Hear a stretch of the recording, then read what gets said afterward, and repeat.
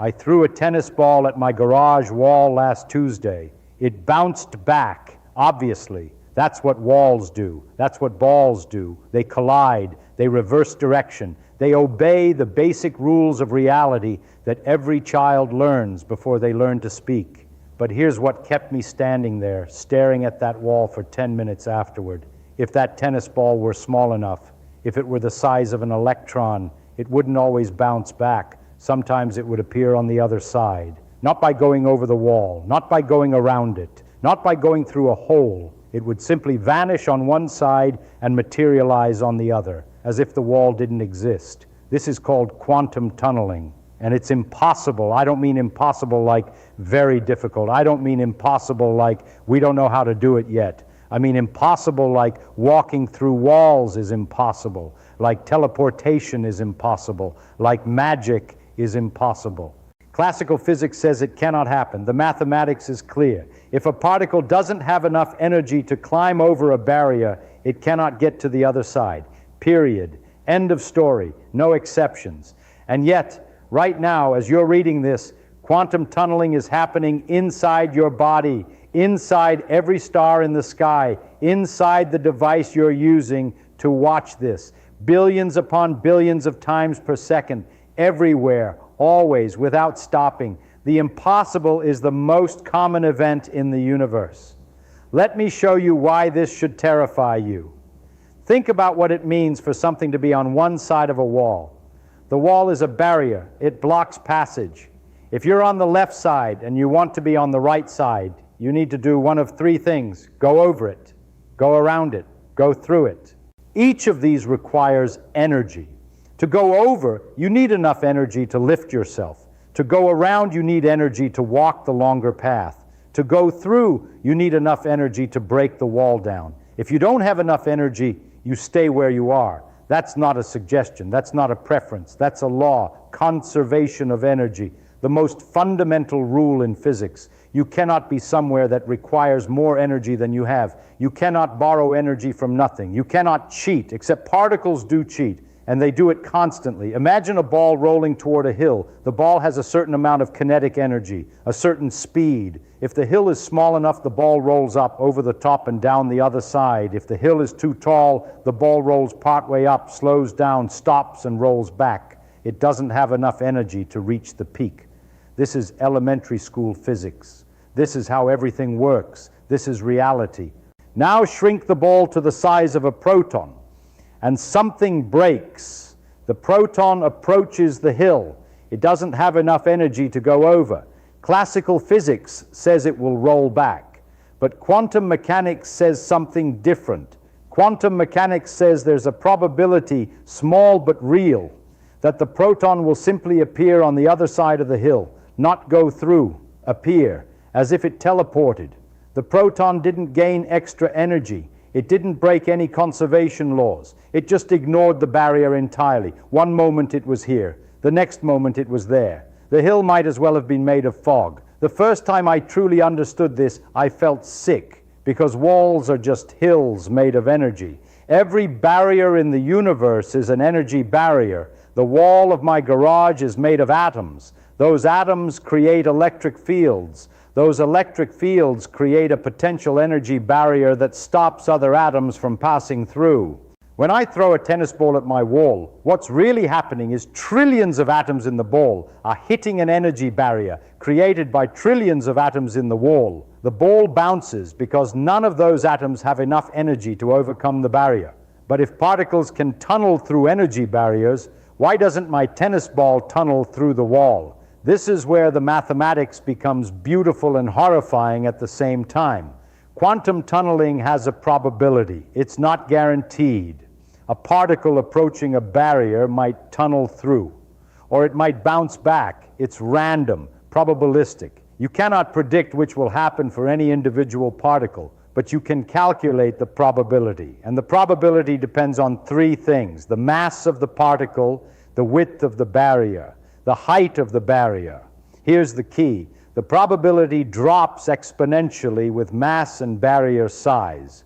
For an electron hitting a thin barrier, the tunneling probability might be 1 in 1,000. Happens all the time. For a proton, it might be 1 in a million, still common enough to matter. For an atom, it might be 1 in a trillion, rare but not impossible. For a tennis ball, the probability is so small that writing it down would require more zeros than atoms in the observable universe. It's not just unlikely, it's effectively zero. It would never happen in the entire lifetime of the cosmos multiplied by itself 1 billion times. So the tennis ball bounces every time, forever, but electrons don't. Protons don't. The small things slip through barriers constantly because their tunneling probability is high enough to matter. And this changes everything about how the universe works, because the universe is made of small things. Every atom in your body, every photon of light, every particle in every star, they all obey quantum mechanics. They all can tunnel, and they all do tunnel whenever the probability is high enough. The impossible happens trillions of times per second inside your own cells. And without it, you wouldn't exist. None of us would. Let me tell you about the sun. You wake up every morning because a giant ball of fire 93 million miles away is fusing hydrogen into helium. That's the engine. That's what keeps us alive. Nuclear fusion. Hydrogen nuclei smashing together so hard that they stick and release energy. Simple. Except it shouldn't work. Here's the problem nobody told you about in school. A hydrogen nucleus is a proton. A proton has a positive charge, and positive charges repel each other violently. The closer two protons get, the harder they push apart. It's called the Coulomb barrier, an electric force field surrounding every proton, screaming "stay away" to every other proton. To overcome this repulsion, to smash two protons together hard enough that the nuclear force can grab them and fuse them, you need to collide them at extremely high speeds. We're talking about millions of degrees. Temperatures so hot that matter becomes plasma. The core of the sun is hot, about 15 million degrees Celsius. But here's the thing that should keep you up at night. 15 million degrees isn't hot enough.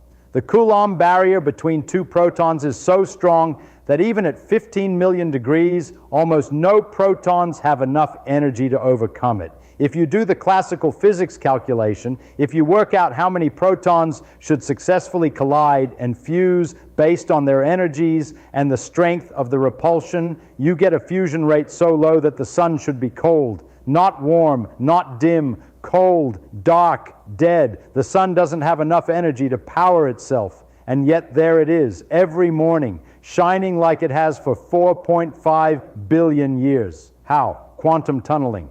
The protons in the sun don't go over the Coulomb barrier. They can't. They don't have enough energy. Instead, they tunnel through it. They appear on the other side, inside the range of the nuclear force, without ever having the energy to get there classically. This happens constantly, trillions of times per second. Protons that have no business fusing are fusing anyway because quantum mechanics allows them to cheat. The sun is powered by the impossible. Every star in the universe is powered by the impossible. Every photon of starlight that reaches your eyes exists because particles did something that classical physics says cannot happen. When I first understood this, I walked outside at night and looked up.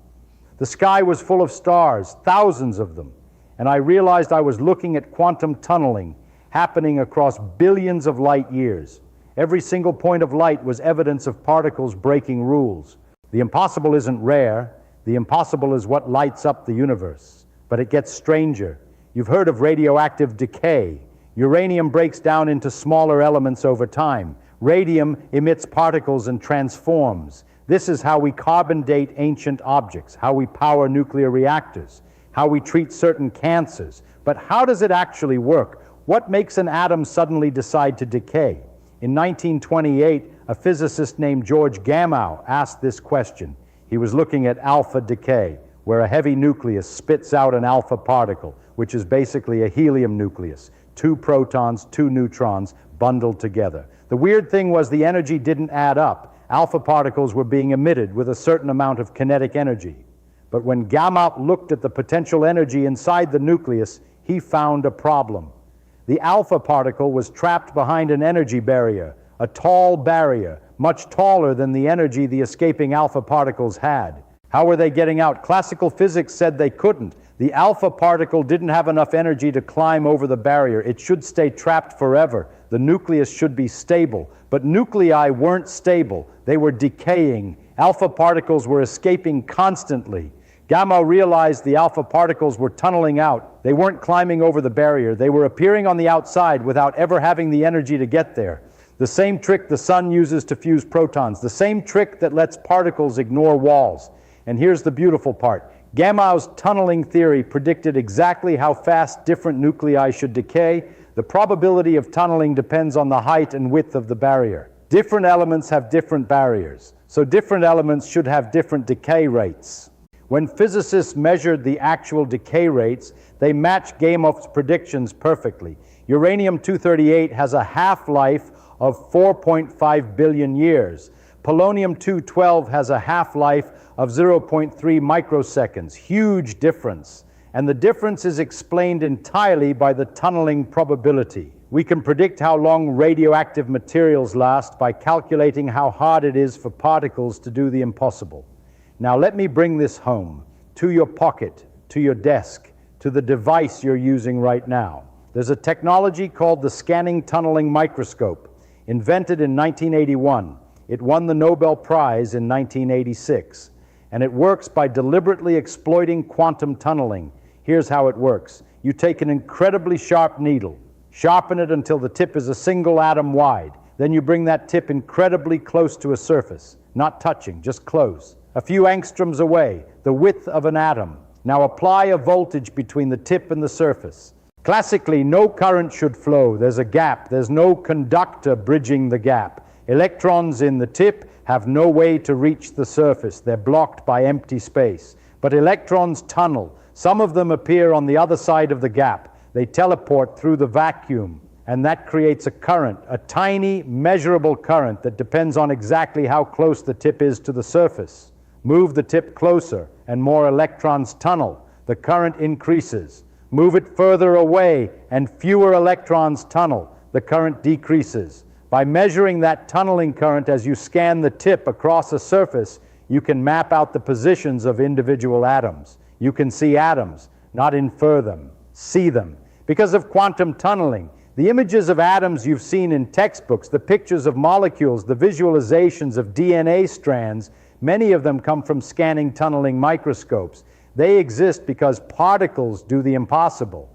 But here's the one that really changed how I see the world. Your flash drive works because of quantum tunneling, not metaphorically, literally. Flash memory, the kind in your phone, your laptop, your USB stick, it stores data using something called floating gate transistors. And floating gates are surrounded by insulators, perfect barriers. Electrons shouldn't be able to get in or out, but they tunnel. When you save a file, electrons tunnel through an insulating barrier onto the floating gate.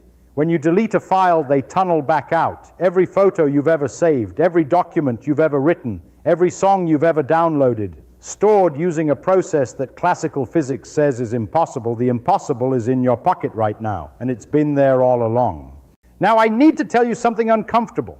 Quantum tunneling is happening inside your cells right now, and it's changing you, literally, physically, rewriting your DNA as you read this sentence. Your DNA is a molecule, a long twisted ladder of atoms connected by bonds. The rungs of the ladder are pairs of bases. Adenine pairs with thymine. Guanine pairs with cytosine. This pairing is held together by hydrogen bonds. Protons sitting in specific positions, linking one side of the ladder to the other. These protons are small enough to tunnel. Sometimes a proton tunnels from one position to another. It shifts. It moves where it shouldn't be. And when it does, it changes the shape of the base pair. The base that was supposed to pair with adenine now pairs with guanine. The base that was supposed to pair with cytosine now pairs with thymine. This is a mutation. Not from radiation, not from chemicals, not from any external damage, just from quantum mechanics being quantum mechanics, a proton doing the impossible and appearing somewhere it shouldn't be. Scientists have calculated the tunneling rates. They've measured the probability of protons shifting in DNA, and the numbers match the observed mutation rates in cells, Quantum tunneling may be one of the primary sources of spontaneous mutations in all living things. Evolution is driven by the impossible, the variation that natural selection acts on, the random changes that sometimes produce new traits, new adaptations, new species. Some of that randomness comes from particles teleporting through barriers inside your genetic code. You exist because of quantum tunneling. The sun that warms you fuses hydrogen because of tunneling. The mutations that made your ancestors different from apes happened partly because of tunneling. The device you're watching this on stores data because of tunneling. The impossible isn't a rare exception. The impossible is the infrastructure. But there's one more thing, the one that really changed how I think about existence itself. Enzymes. Your body runs on chemical reactions. Every thought you think, every muscle you move, every calorie you burn, it's all chemistry. And chemistry, especially biological chemistry, requires enzymes, proteins that speed up reactions. Without enzymes, the reactions in your body would take thousands of years. You would be dead before a single thought could form. For decades, scientists assumed enzymes worked through classical means. They lower energy barriers, they hold molecules in the right positions, they make reactions easier through geometry and electrostatics. But the numbers didn't always add up. Some enzyme reactions happen faster than classical physics can explain, way faster. The rates are too high, the speeds are too great. Something else must be happening. In the last 20 years, evidence has mounted that some enzymes use quantum tunneling. Protons and hydrogen atoms tunnel through energy barriers during catalysis. They skip steps. They teleport through obstacles that should slow them down. Your metabolism might depend on quantum tunneling. The impossible might be what keeps you alive right now. I want to return to that garage wall. I threw a tennis ball at it. It bounced back. And I stood there for 10 minutes because I realized something that still disturbs me. The tennis ball didn't bounce because walls are solid. Walls aren't solid. Atoms are mostly empty space. The electrons in the ball's atoms never actually touch the electrons in the wall's atoms. They just get close enough that electromagnetic repulsion pushes them apart. The ball bounced because trillions of electrons collectively refused to tunnel. Every bounce is a statistical outcome. Every collision is a probability calculation. The ball bounced because the combined tunneling probability for all those particles was so absurdly small that not a single one of them made it through. But the probability wasn't zero. Somewhere in the mathematics, there's a non-zero chance that every atom in that tennis ball could tunnel through the wall simultaneously. The ball could pass through the garage like a ghost. It wouldn't violate any fundamental laws. It would just be extremely, impossibly, unimaginably unlikely. Unlikely enough that it will never happen in the lifetime of the universe, but technically possible. The wall isn't a barrier. It's a probability distribution. The floor you're standing on isn't solid. It's a statistical likelihood. Reality itself is a calculation, and the calculation says you stay on this side of the floor. Almost certainly, forever, probably. This is the part where I should feel unsettled, and I do, sometimes. But mostly, I feel something else. Awe, because the universe didn't have to work this way. Classical physics would have been simpler. Particles bounce or they don't. Barriers block or they don't. Yes or no, on or off. But quantum mechanics says there's always a chance, always a crack, always a pathway, however thin, however improbable, through every wall. The impossible happens constantly because the universe allows it, not as a bug, as a feature. Without tunneling, the sun wouldn't shine, stars wouldn't fuse, heavy elements wouldn't form, planets wouldn't exist, life wouldn't evolve. You wouldn't be here wondering why tennis balls bounce. The impossible is not the exception. The impossible is the foundation. Every time I look at the sun now, I see trillions of protons doing what cannot be done. Every time I touch a wall, I think about the electrons that could tunnel but don't. Every time I save a file, I know that particles are teleporting through insulators so I can remember what I wrote. I used to think the universe followed rules, strict rules, unbreakable rules, and it does. But the rules are stranger than I ever imagined. The rules say particles can be in two places at once. The rules say barriers are suggestions. The rules say the impossible has a probability. And probability, given enough time and enough particles, becomes certainty. You are not living in a universe of solid objects and firm boundaries. You are living in a universe of probabilities and statistics and particles slipping through cracks that shouldn't exist. The tennis ball bounced. But inside it, in the spaces too small to see, in the atoms too small to imagine, particles were tunneling through barriers, through walls, through everything that was supposed to stop them, and they'll keep doing it forever, because the impossible, it turns out, is just another word for how the universe works. Billions of times per second, every second, including this one.